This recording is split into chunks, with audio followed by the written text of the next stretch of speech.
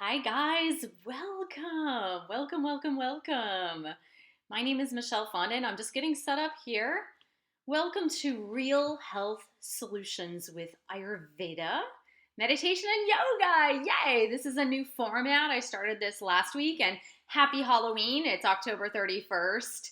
2019, and I'm just welcoming you to this new idea of a live stream today.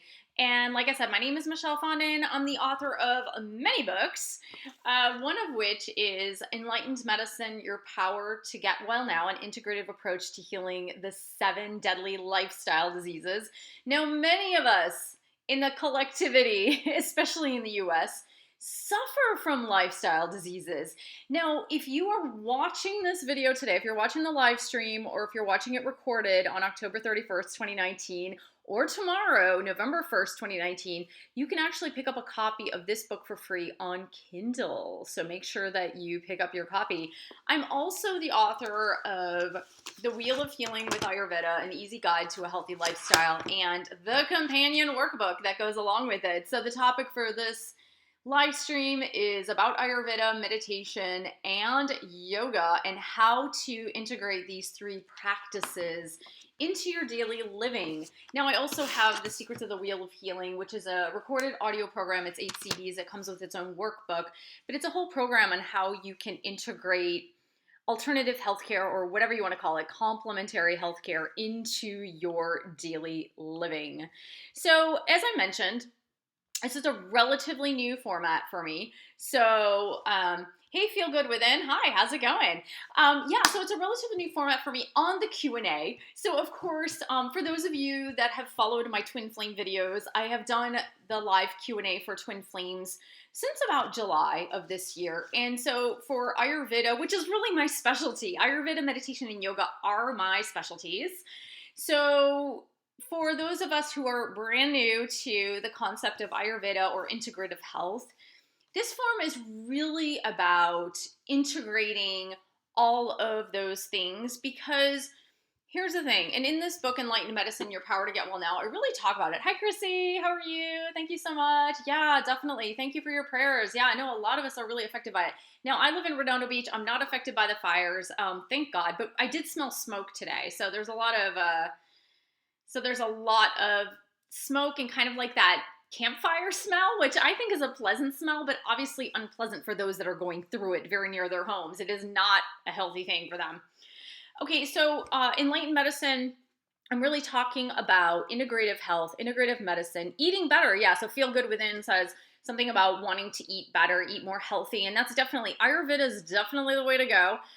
In this book, which I said is for free on Kindle today and tomorrow, there is an entire section on eating organically, eating organic foods, how to heal your body from within.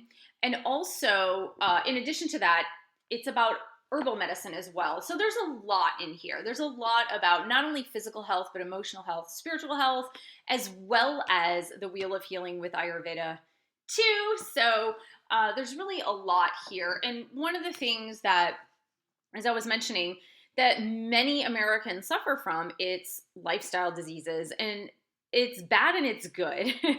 So as we spoke about last week, about half or more, I'm being really conservative here, about half of all US adults suffer from at least one chronic lifestyle illness.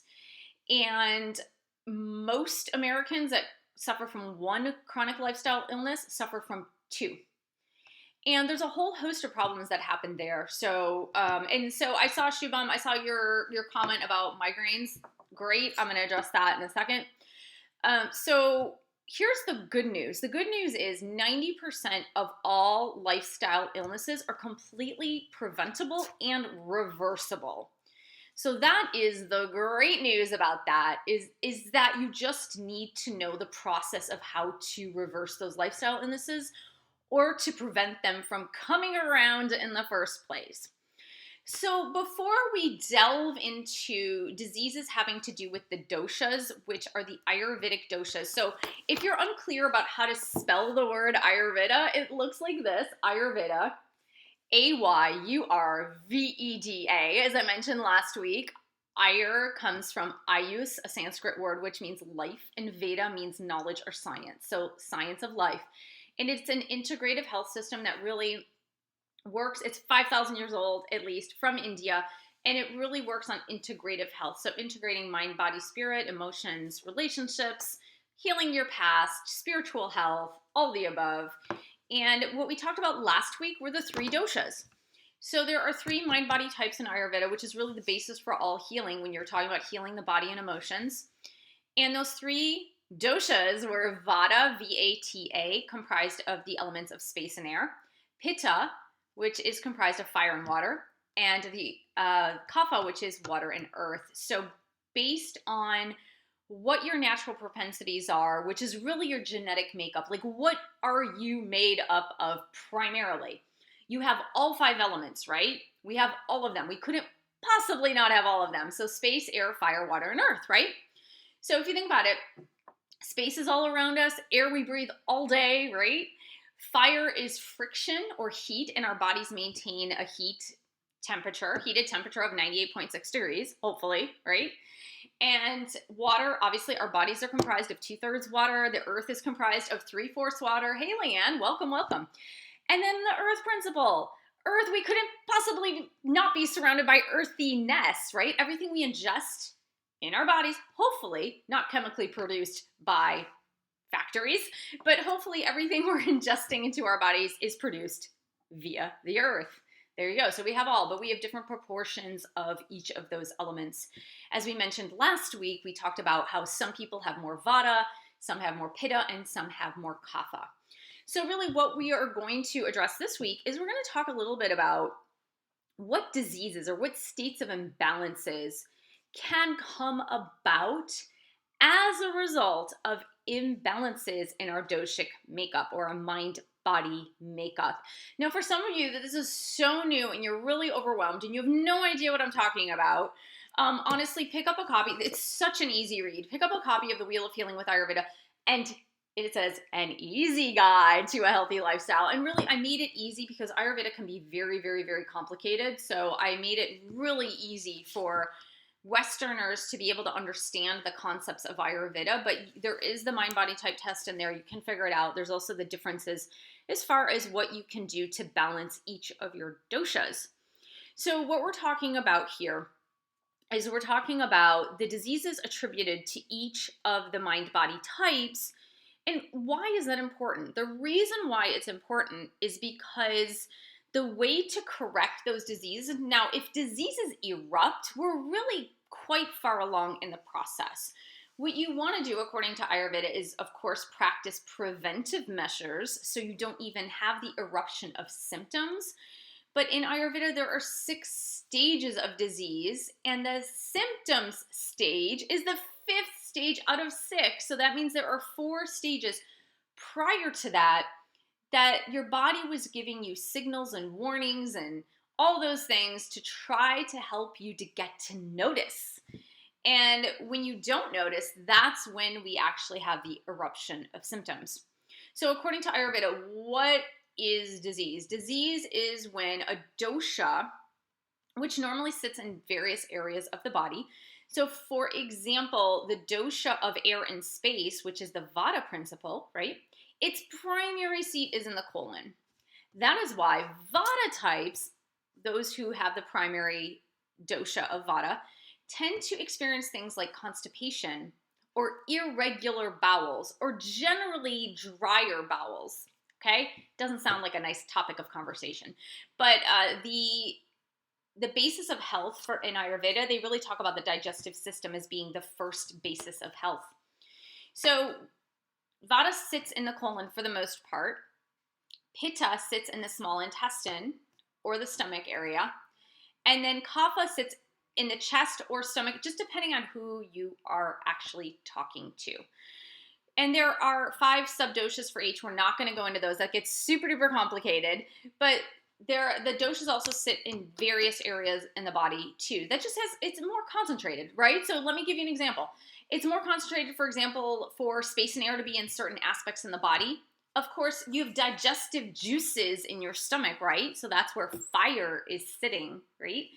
And then the watery element, right? The mucus lining, think of like mucus, it's in your nose and your sinuses, right? So that is more the kapha element. So if we really think logically about it, it really, really does make sense.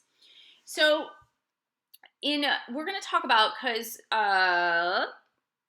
Shubham actually talked about migraines. And so migraines, for the most part, are actually a pitta disorder. Now, migraines can actually take the form depending on how you react, how your body reacts, and what kind of symptoms you have. But for the most part, migraines tend to be a pitta disorder, okay? Because it has to do with the pressure of blood in the brain and in the capillaries. And of course, the less pressure you put on it. That's why sometimes if people have a migraine, caffeine will actually help that migraine. It's because the constriction of the blood vessels, right? So we're constricting the flow of blood into the brain, and that is why caffeine tends to help people that have migraines. You might notice too, Shubham, that if you do have migraines, that your eyes are affected, right? So you might notice that you have a great light sensitivity, or you might need to dim the lights, or you might need to just be in a darkened room. And those are all indications of a pitta disorder, because as we went over last time, is the five senses that have favorites for each of the doshas. The eyes, the sight is pitta. Okay, that's why pitta types usually have very, very beautiful eyes and very like warm, glowing eyes, right? So what would I recommend for migraines? So we're looking at a pitta pacifying diet. Making sure. Now, this is the one strange thing about migraines, though, is that some of the measures that you're going to take once a migraine is full blown. So at its genesis, in the initial phases of migraine, it is a pitta disorder. But as it goes on, let's say you have a migraine for an hour, 2 hours, 3 hours, it starts to float and exacerbate in other areas, which also bring Vata along with it. So Vata is a traveling dosha. It's the king of all doshas. And also the Vata subdoshas actually sit in the brain. So like the upper part right here, okay? And so like the prefrontal cortex. And so what happens with migraines is that you might notice that some of the things that pacify Vata, like keeping Vata warm, also help people with migraines. So if it has gone beyond the phase where, you know, staying hydrated, getting water, staying in a darkened room so that it doesn't exacerbate like through light, through the eyes, taking something like caffeine, which is just a temporary fix, obviously. We're just trying to do something for the acute symptoms, but just to try to get that migraine away. But if it exacerbates into the next phase, we're also aggravating Vata, which would mean you need to stay warm. So something that is recommended for migraines with as it's exacerbated would be to wear socks. I know it sounds weird, it sounds counterintuitive, but you want to keep the feet warm, and you want to wrap the person in a very warm blanket until those symptoms subside, because a lot of times with migraines, what you also see are things like nausea and feeling like you're going to vomit as those symptoms are actually exacerbated.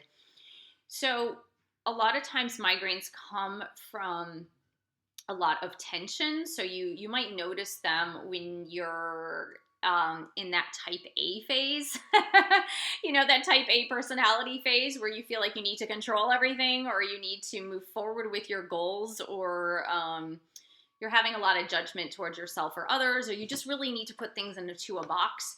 And so really deep yogic breathing can actually help that. Nadi Shodhana is really, really great. Obviously, before the onset of the migraine. You don't want to do that during the onset of the migraine, but right before the onset of the migraine. So Nadi Shodhana is alternate nostril breathing. And if you look on my YouTube channel in the videos, there's actually, I think I have 1 or 2 videos on Nadi Shodhana. So yeah.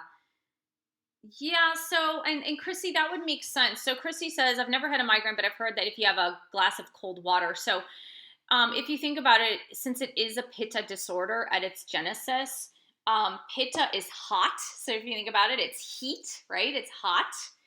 And so it's comprised of fire and water. That's what pitta is. So cold is going to counterbalance heat, right? Cold counterbalances heat. So it actually does make sense to have cold water. It counterbalances the heat, which is going to help to lower the pitta, and therefore it helps as well. So what we really want to do though is try to treat the problem at its basis, and of course prevention is the key. And so making sure you're maintaining a balanced pitta through diet and exercise, making sure you're not doing things. If you're a primary pitta type, which I think Leanne last week you said you were a primary pitta type, if I remember, you want to make sure that you are avoiding things like fierce competitions or even hot yoga. Hot yoga is not good for pitta types. Meat is not even really good for pitta types. They really